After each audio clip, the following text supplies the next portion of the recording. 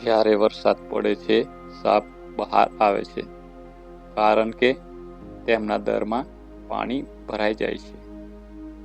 તો મિત્રો, આ સમયે સાપ કરડવાના કિસ્સા વધારે સામે આવે છે. સાપ કરડ્યા પછી શું કરવું તેની માહિતી માટે વિડીયોને પૂરો જોવા બધા જ મિત્રોને નમ્ર વિનંતી. સાપના ડંખ પછીનો રામબાણ ઉપાય. તમે જાણતા હશો કે જ્યારે સાપ કરડે છે ત્યારે તેના 2 દાંતના નિશાન દેખાય છે. 2 દાંતથી તે ઝેર માનવ શરીરમાં છોડે છે. તે ઝેર લોહી દ્વારા હૃદયમાં જાય છે. તે પછી આખા શરીરમાં પહોંચે છે.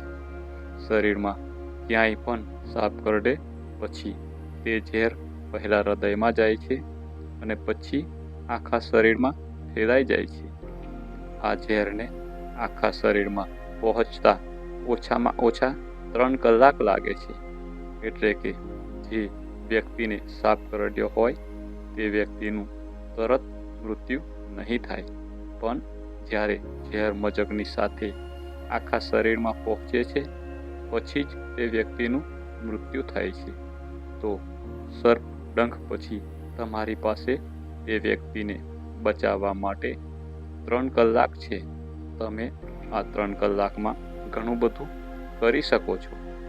સાપના ઝેરની અસરથી બચવા માટેની એક દવા છે જે હંમેશા આપણા ઘરે રાખવી જરૂરી છે. આ દવા હોમિયોપેથિક છે અને તે સસ્તી પણ છે. તેનું નામ છે નાઝા 200.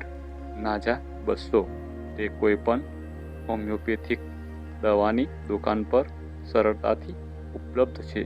આ દવાથી તમે કોઈ પણ જીવ બચાવી શકો છો અને તેની કિંમત માત્ર 50 રૂપિયા છે. નાઝા આ દવા વિશ્વના સૌથી ખતરનાક ઝેરી સાપના ઝેરમાંથી બનાવવામાં આવે છે. તે સાપનું નામ છે ગ્રેટ કોબ્રા. આ સાપનું ઝેર સૌથી ઘાતક માનવામાં આવે છે. આ ઝેરનો ઉપયોગ અન્ય સાપના ઝેરને દૂર કરવા માટે કરવામાં આવે છે. આ દવાનું 1 ટીપું દર્દીની જીભમાં મૂકી દો અને 10 મિનિટ પછી બીજું ટીપું મૂકો અને પછીની 10 મિનિટ પછી ત્રીજી વખત 1 ટીપું ફરીથી મૂકવું. આટલું કરવાથી તમે તે વ્યક્તિ, પ્રાણી, પશુ, પક્ષી વગેરેનો જીવ બચાવી શકો છો. દવા કોઈ પણ હોમિયોપેથીની દુકાનમાં ઉપલબ્ધ છે જે જાહેર હિતમાં બહાર પાડવામાં આવી છે. આ મેસેજ ઉપયોગી છે તો દરેક સુધી પહોંચાડવા વિનંતી. ખાસ નોંધ: આ દવાથી દર્દીને તાત્કાલિક રાહત મળી રહે છે, પણ જેમ બને તેમ જલ્દીથી દવાખાને જઈને ચોક્કસ નિદાન કરાવી દવા લેવી જરૂરી છે.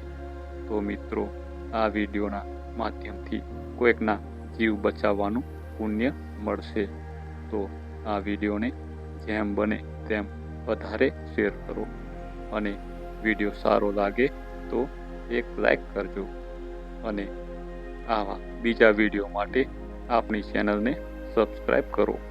તો મળીએ બીજા એક આવા જ નવા વિડીયો સાથે.